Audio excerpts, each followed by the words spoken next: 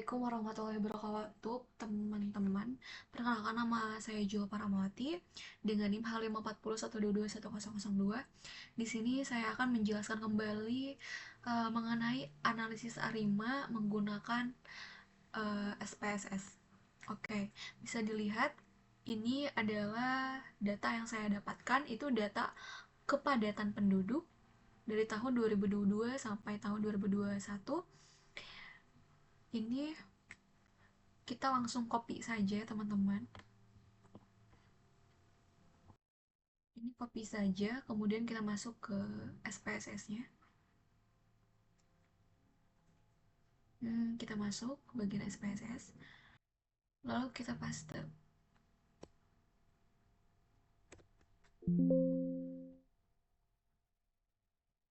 Sorry, tadi salah ya, masuk ke data view. Kita klik kanan, kemudian kita paste with variable names. Oke, sudah. Nah, tadi di belakang koma itu karena ada 3 angka, jadi kita di sini buat 3 angka juga. Terus di sininya kita klik scale. Terus kita kembali ke data view-nya, kita akan munculkan data. Bagian ke data, define,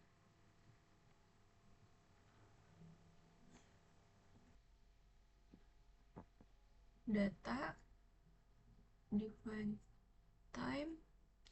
Karena kita ambil tahunan, jadi kita ambil years.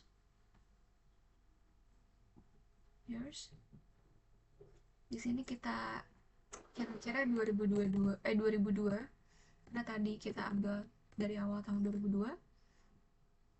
Lalu klik OK saja.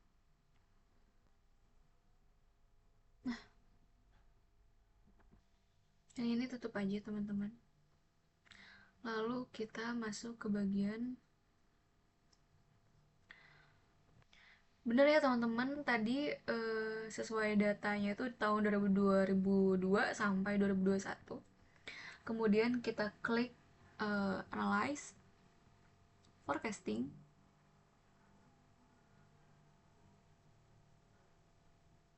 Mana ya? Bentar.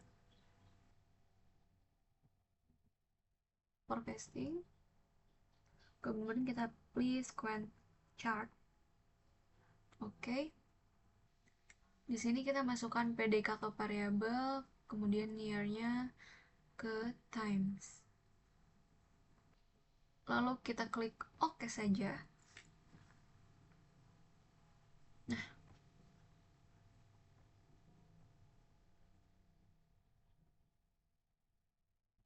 bisa dilihat teman-teman, kita gedein dulu ya.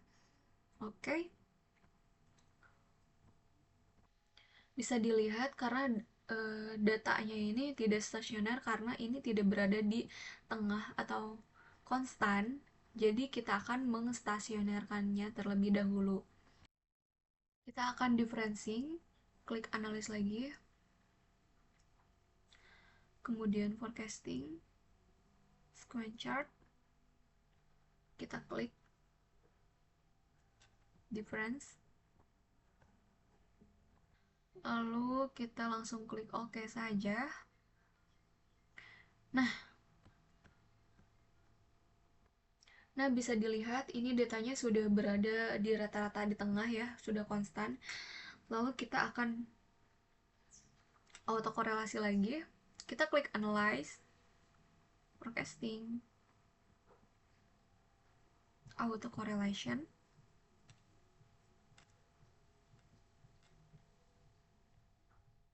Bentar.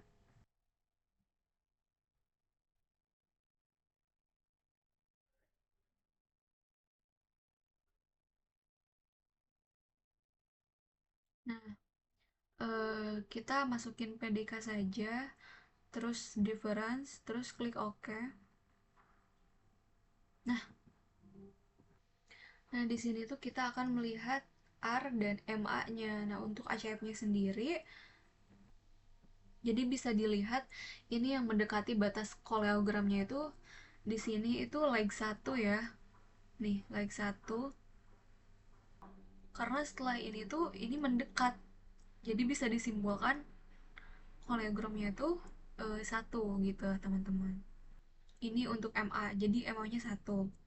Lalu untuk RA nya, nah ini bisa dilihat teman-teman, RA nya ini bisa dilihat, ini yang paling mendekati batas kolegramnya itu bisa satu, 1, 2, 3, 4, 5, 6, bisa 6 juga.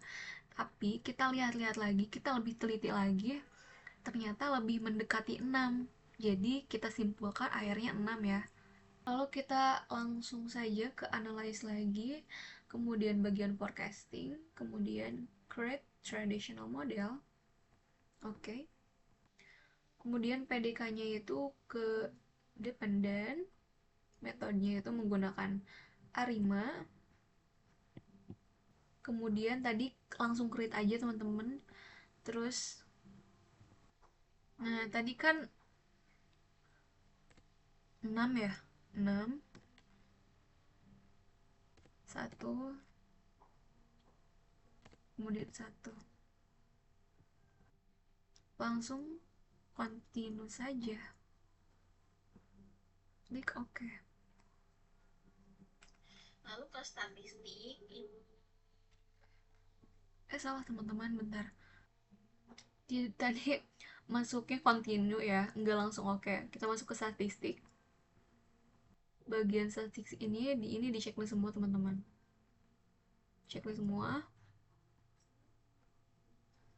sini normalize BIC-nya juga, display Kemudian normalize BIC-nya juga, residual partial, parameter estimasinya juga.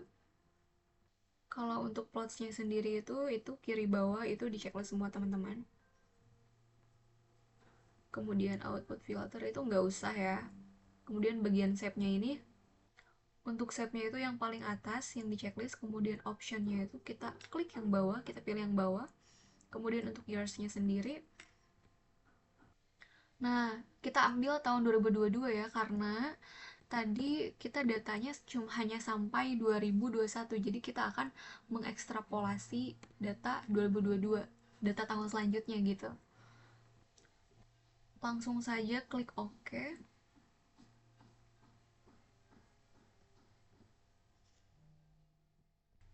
Nah, bisa dilihat hasil dari grafiknya itu seperti ini teman-teman. Seperti ini.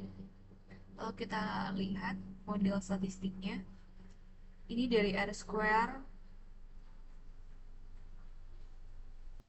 Nah, karena ini tuh di model statistiknya itu yang dilihat itu dari R square sama sampai statistik. Jadi nggak cuma pakai satu model teman-teman, kita harus menggunakan model yang lainnya juga.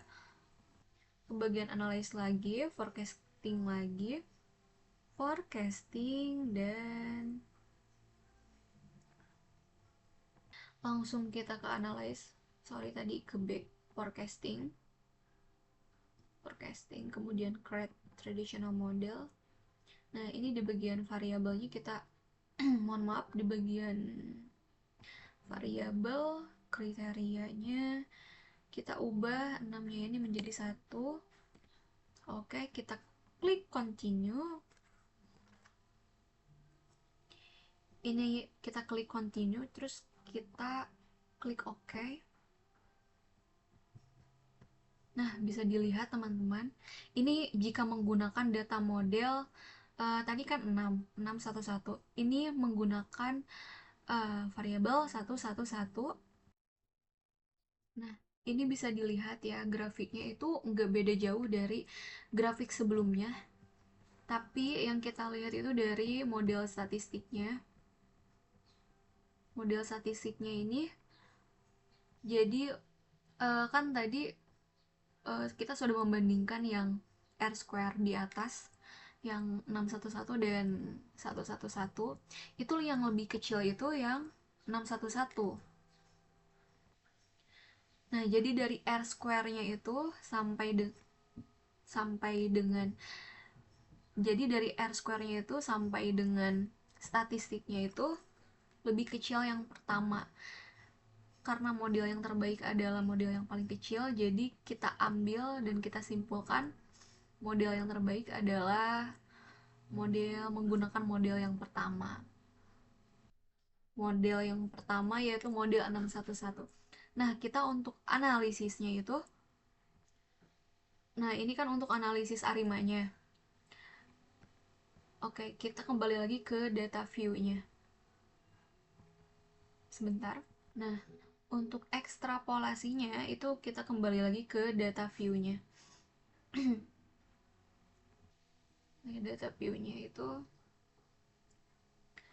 di sini ya. Sebentar. Nah, ini. Tadi kan datanya itu hanya sampai tahun 2021 ya. Dari tahun 2022 sampai tahun 2021.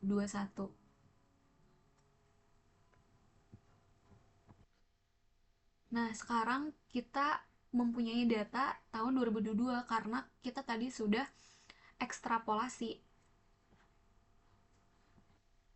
Nah, jadi untuk kesimpulannya sendiri, data di tahun 2022.